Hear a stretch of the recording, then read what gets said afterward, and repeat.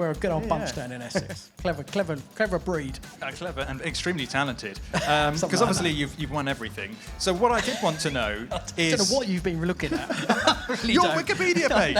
So that's because I did it. We are joined by none other than Le Mans winner, 3-time Grand Prix winner, among many other things, Johnny Herbert, everyone. Great, thank you. Great to have you here, Johnny. Up. Let's actually stand up. Let's get rid of these out of the way. We're going to stand. But let's stand. We don't do things properly here at PistonHeads. It's all. You should have seen the unveiling earlier. It went brilliantly. It hurts to stand. It hurts to stand. Oh, would you like a seat? No, I'm okay. Okay. I can man up. So before we get on to the Lola, I kind of feel like we'd be remiss if we didn't talk about Formula One first. Well, you might. We've got half an hour. I thought, I'll just set him up to begin with, and we'll go from there. So we were actually at Silverstone. It was interesting because it was one of the first times I'd really seen these 2026 regulations. You know where I'm going with this. Yeah. I was actually surprised that in person it didn't seem as underwhelming as, say, it did when I saw it last year. But as a man who's driven V10 F1 cars and the 787B, did a part of you die when you saw it going round? It's not what again, when I came through karting, through Formula 4, Formula 3 and everything else, when I got in a Formula 1 car for the first time, I expected it to be the fastest, loudest, most physical, most mental, difficult thing on the planet. And when I drove, which was the original turbo, so they still had a bit of a raspy noise to them then. It was in the IndyCar circuit at Brands Hatch, and it was immense. It was just mind-boggling. I was quite lucky, I suppose, in that period, because if you do a Formula 3 today, they're about 450 horsepower, there or thereabouts. Mine was 100. Quick. Well, mine was 150. Then I went to 1,000. Whoa. So the jump was rather large. And I remember trying to go out the pits at Brands Hatch. I stalled 6 times because the clutches back in those days were really, really sensitive. So eventually I got onto the track about 20 minutes later. I went round Paddock Bend. It was in second gear, I think it was. And I remember flooring it. I said, right, let's see what this thing has got. Flooring it. Nothing. Absolutely nothing. Then there was this slight whistle. Then a little bit of a whoosh as the spooling came into the turbo. And it was at the top of the hill. Wow. It was absolutely brilliant. I got to the top of the hill. It wasn't sort of that was a bit quick. I had a smile ear to ear. It was just what I expected it to be. So going back to what you were originally saying, the new cars with this 50-50 split especially, it's lost the soul of it that little bit. And I think that's where we want to have a bit more of that raw. But we don't also want, and this is probably my bugbear as well, we don't want the systems to control it.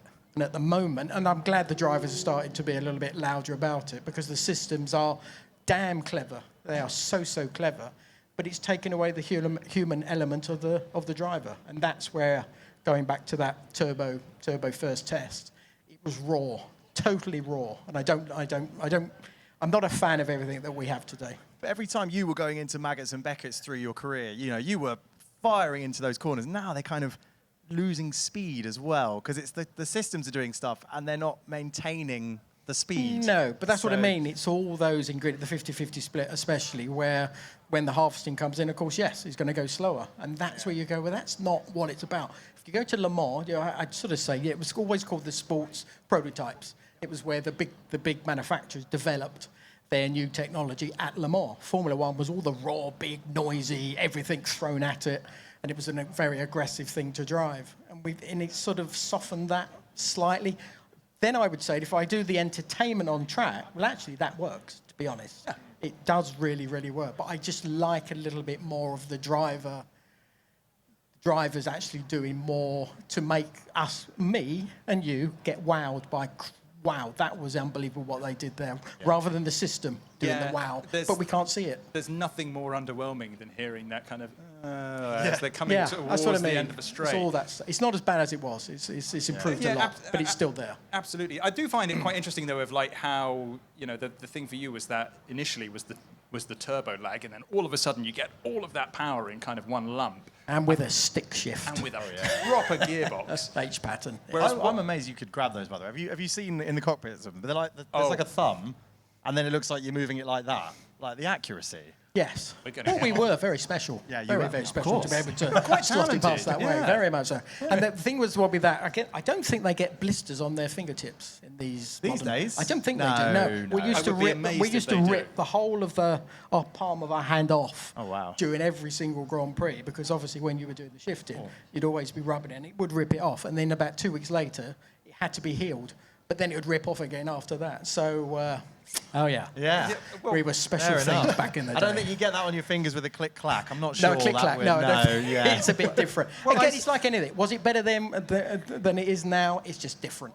I think that's really the biggest thing I conclude. It's just different than it was. Technology has to keep moving forward. Yeah. Bits of it could be taken away. It wouldn't make any difference to the show itself. Crazy thing is, though, have you ever seen the FIA backtrack on anything in your life? Having news coming out recently where they're like, yeah, this probably wasn't the best thing and we're going to go to a V8. It's wild. Yeah. Yeah, I know. It's a difficult one I find for the FIA, because the team's always trying to direct the direction of Formula One, and there's all talk about going back to V8s or V10s, you know, for the future. And I think it's slowly starting to change. I think they found what happened last year was wrong.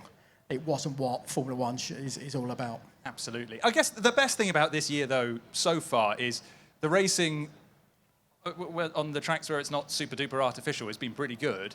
But like, what if do you it's make? artificial or not, it still worked. Yeah, exactly. To be honest, it's entertaining. So they've it's all got the entertaining. same kind of. And it's got to be entertaining as well. It can't be boring as hell and just dominated by one either.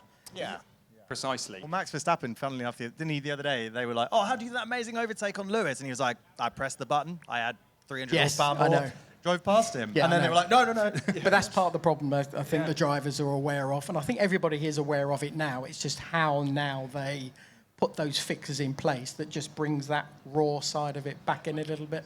But do you still think it's this formula allows someone like Kimi Antonelli to really show what he's got, because it's a different way of driving, but he's just so damn fast. Yes, but the very special ones, and Kimi is one of those, will always shine. They will always come through. I don't think it matters what formula it is, what technology it has.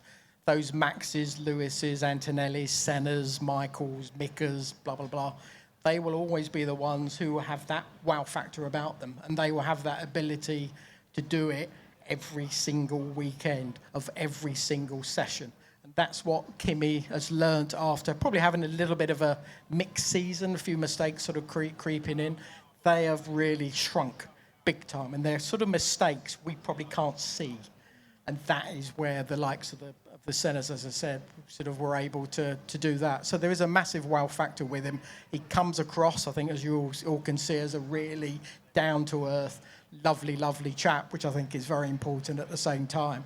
But he's able to deliver these brilliant races, especially the races. He's very, very strong when it comes down to the race. He's massively quick in qualifying, but his race pace, and I think, sadly, George has seen that race pace that has probably gobbled him up a couple of times, and just he's earned that race win, where George hasn't quite, sadly, had that ability to get the best out of it. Hasn't had the best of luck. I know he's had a few issues with his car over a couple of races, but I think Kimi's on this upwards. But that's the scary thing. And he's 11 years old, isn't he? Yes, exactly. I forget his 12th birthday the other day, actually. Yeah. My God. It is, yes, with that 22 head on his shoulders at the same time, yeah. So he's mighty impressive, and it's going to be very interesting when we get the battle. We've seen it a couple of times with Lewis and Max, where he's actually out there, his elbows come out, and that's what I want to see as well. I want to see these guys fight wheel to wheel at the same time, in a clean, smart way. I don't want him to launch someone off on the grass, etc.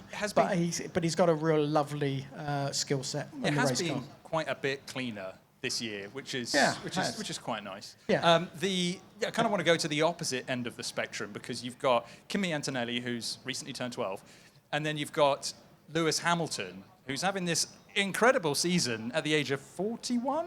I think 41, hasn't he? Yeah. Yeah. So he's bookending. Fernando's 45 now, wasn't he? Is he 45? Yeah. He's 45. Definitely. Yeah. Yeah. And when he's got a good car, Before you I go still on, think- I've been driving this Lola T70S. What? I haven't peaked yet. Well, do you know I what? might make a comeback. I was, that I would be was going something. to mention, I was like, you won a Le Mans series at post 40, I believe. Maybe. You came runner-up in Le Mans. Yes, it would have been 540. Yes. Yeah, that's saying. Yeah, I checked your Wikipedia page. I know. And so, kind of, what have you made of that? Is it that kind of thing of where maybe because this is more of a thinking formula, he can really show off his talents? Well, that goes back to the best of the best. They always have that something extra, and I think the likes of Lewis, Max, have that ability. And I always say it's almost like capacity. They have this brain capacity to absorb all the new stuff that they need to do, but they also then absorb what they need to do when they're in the car at the same time. But they also then are able to get rid of some of the junk that they don't need anymore, or some of the stuff that they've already used and it's not usable anymore. But that gives more space.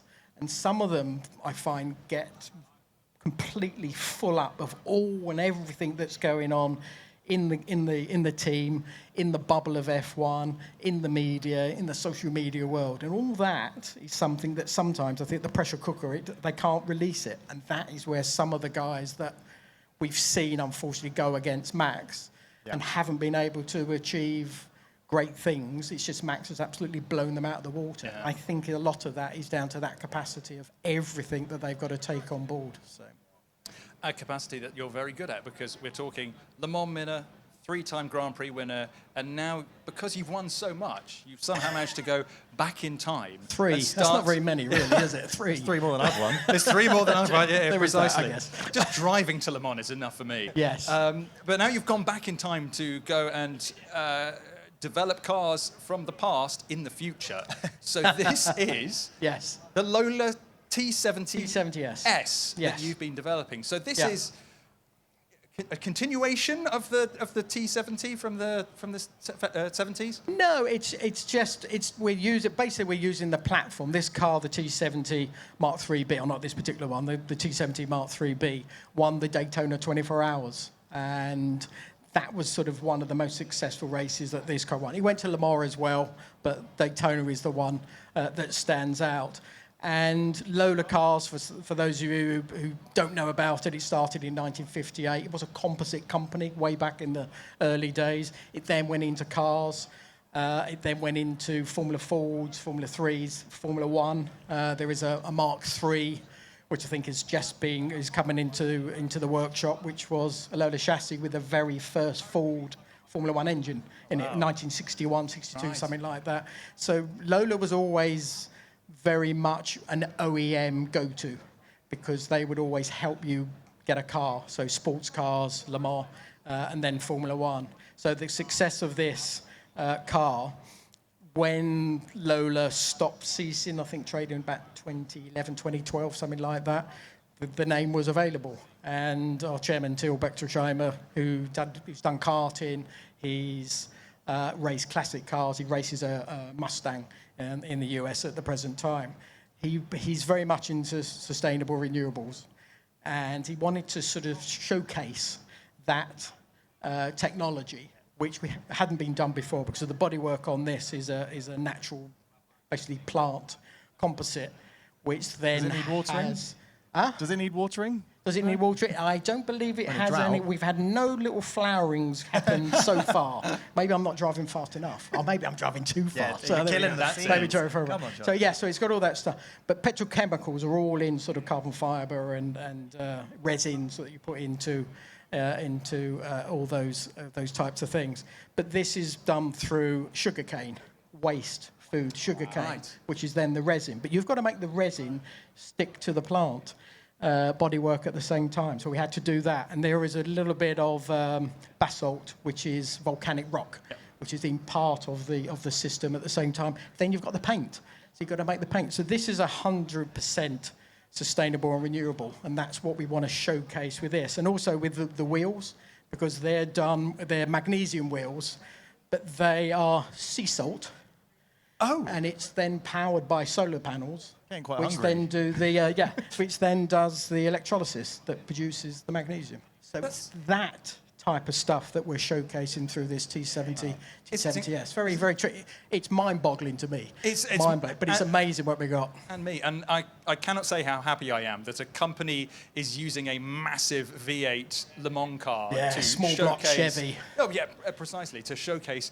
Yeah, on biofuel. On biofuel as well, yeah. Yeah. So we did actually want to fire this up today. Yes, so we when did. this turned up yesterday... Fire it up. Can you do it, Johnny? Yeah, that's not loud enough. Can we do it? If we can get them to be a bit louder by the end, louder, we'll see if we can fire it up. I think, well, again, if you're going to say yes.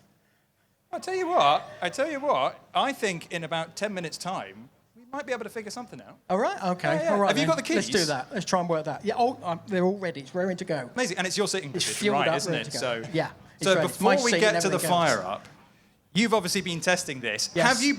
You've almost Since April. certainly We did it since April. We've been testing back to back this with a legit Lola T70. Yes, David Piper T70. Yes. So what was it like? You drove that car for the first time, then drove this for the first time. What was the differences between the two? Because I imagine they look the same, but they probably handle quite differently. Well, again, it's from the original drawings. It was scanned with the David Piper car as well. So it is exactly, put it next to it. The only difference you see is the colour. There isn't any other difference to it. But driving the car, I suppose the biggest thing, as you probably would expect, the Piper car, there was probably just a little bit of flex in the chassis. So when the car was, let's say, drifting, there was just a point where the drift was a little bit more difficult to catch from that point of view. But this one, you seem to be able to have a nice drift with it. Sometimes I think, when I was in the Piper car, well, I'm probably going to lose this. You just do a little bit more steering angle and it goes, okay, I'll take that and I will just, keep you going. So it's just more tighter. As expected, but the fundamentals of the driving of it, from the steering feel to the steering input, probably to the amount of understeer that you do get into it, are exactly the same.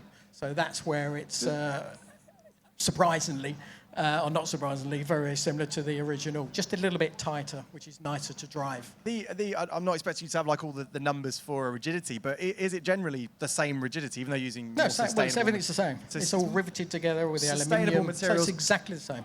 But there's no difference. It's just the bodywork and the wheels and the magnesium. That's the only thing that's different to it. You take the skin off, it's the same.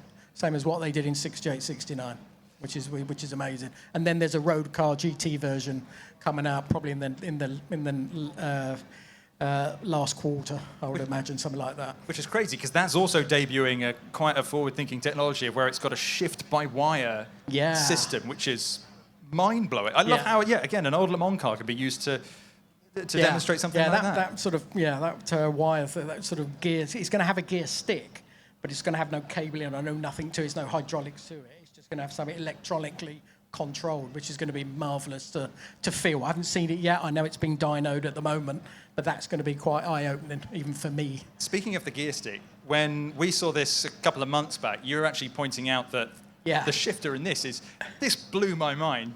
Tell everybody about, so it's you've obviously got a shifter to your right in here. Yeah. Very, very close H-pattern box. Yeah. But it's got a really clever trick to it. Yes. Well, when I got in the David Piper car, I sat in it and I was sort of doing the gear stick, and I said, "There's something wrong with the gear stick here. It's loose because the gear knob was spinning around, and it was designed with that."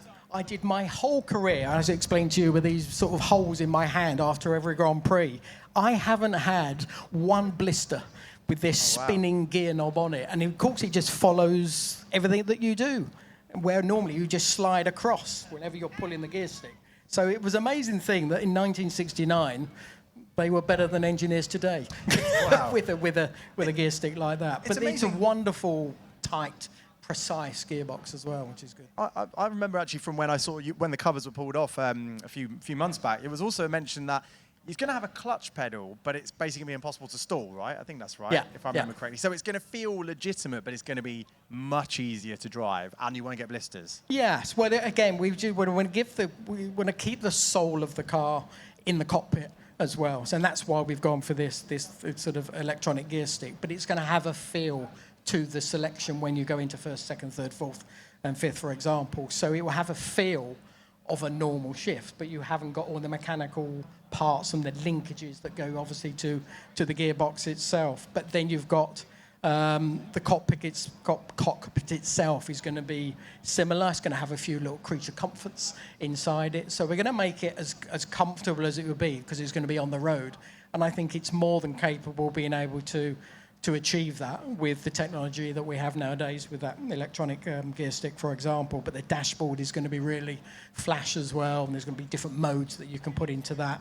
But it's not like what you see in your normal road car. It's going to be a 5 times advance and all that type of stuff. So it's amazing what the GT is going to be when it comes out. So Matt over there with the white shirt, he's been working very hard with his team to produce the GT. So it's a lot of hard work, eh, Matt?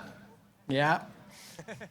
Well, I mean, you're obviously, through the development, you're obviously going out there to go and make these teeny tiny little refinements. Are there any Johnny Herbertisms in this versus the Piper car? So is there anything you've got in it and you're like, that needs sorting out, this really needs addressing? I would only say, and I tried to allude to it when we did the launch, because Jackie Oliver, he did the Arrows Formula One team, raced in Formula One for a good couple of years, very, very competent driver, an Essex man as well, which is pretty cool.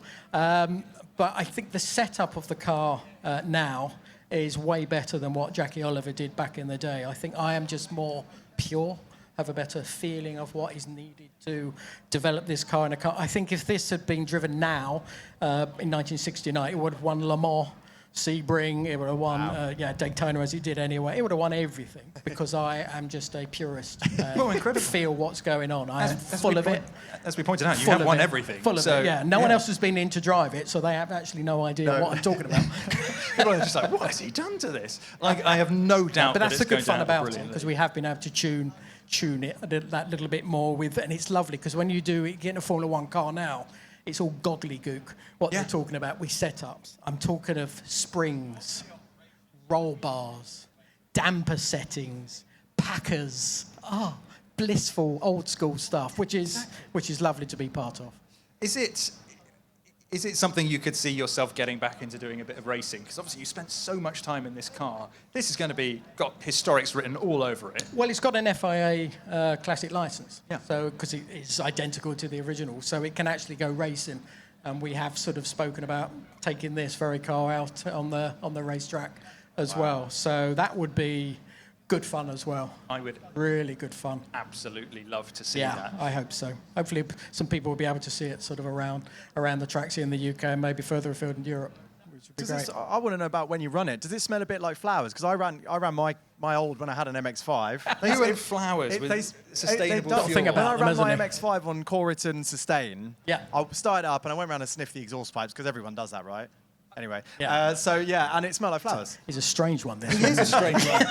I won't tell you about. Anyway, I've done it smelled like flowers, flowers. And it ran smoother. I think I got an extra 0.5 horsepower out of it. And I guess you've been running this on that fuel for its entirety. The biofuel. Yeah, yes. the biofuel. Yeah. But have you done a back-to-back comparison with? The Piper was. Of course, the older. Yeah. I couldn't notice the difference. No, that's which is a good thing, that's right? An incredible Yeah. thing. Yeah. Yeah. You would have thought. I know there's a few little things they have to change, but fundamentally, you just pour it in and start it up, and off you go. Yeah. So it's quite amazing that it still produces the same. And it's pretty much the same horsepower. Sorry, it's producing Essex, Corriton, isn't it? That fuel. There you go. See? Yeah. It's an Essex fuel. We're a good old bunch down in Essex. Clever breed. Clever and extremely talented. Because obviously you've won everything. So what I did want to know is... I don't know what you've been looking at. Really your don't. Wikipedia page. So that's because I did it. So, kind of driving this and the satisfaction you get out of it. Yeah. How does this compare to that kind of feeling of driving the 787B around Le Mans, lap after lap, or driving those V10 F1 More cars? comfortable than that. Really? Yeah. Well, we had a lot of porpoising back then, and that was horrible. Porpoising, as you don't know, you probably heard in Formula One a couple of years back. Yeah, it just it starts like that, and then it just seems to just sort of bounce all over the circuit, and it did it every single straight of every single damn lap. So it was very uncomfortable from that point of view. Did they make the suspension really stiff to cope with that then? So it was well, it had to be, otherwise it embedded itself in the ground. Yes, but it was, the Wankel engine on the Mazda was silky smooth, and this is pretty smooth, but it's nowhere near the same as a Wankel. But of course, the torque of this is way, way better than what the Wankel was. There's not much torque in a Wankel engine. You get power, but you don't get that torque. So it's quite a very smooth power band. This thing is just about ripping your face off when you touch the throttle, and as soon as you get going, it's a bit like one of these sort of electrical things. It's very instant, and it's very, very quick. And I don't know, you can't really see it from where you're sitting there, but the tyres are about 3 foot wide at the back. They are enormous things. I don't know how big they are. They're about a foot and a half or something. But the grip and traction you get is enormous. Last year we had the McMurtry Spearling up here, which is the fan car that sucks itself to the ground. Yeah. It's a really cool thing, and we were like, oh, is it going to have enough ground clearance to get up? And we just about made it work. We actually have another T70 in the hangar, if you want to go and have a look at it. And I don't know what the difference is, but I saw that car and I was like, it'll be fine. This one comes up. This is in its high setting. The ground clearance, we have to use wood just to get it through a little load lip to get into the hangar. It's so low. Exactly. Such an incredible But as thing. you say, this is as high as it goes at the moment. So road car will be slightly different. It will have a little bit more clearance. Properly jacked up. As you would expect, yes. But it will still look marvellous like it does. And again, considering the age, it's still, from the front, it's got a beautiful, beautiful shape on this. And the one thing is at the back, and you can see there's like a hole in the back. Well, that was where in those days you had to have a spare tyre. That's where the spare tyre is. Because I can see there's a big hole there. There's a big old hole in the back. So. That bit there? Yeah. God, that must have got really hot because all the hot air's coming out of there. So it probably did. I guess it warms up. It was spare. preheated then, wasn't it? It was all done. Genius. Yeah. Thought of it all. The core of the tyre was in perfect condition.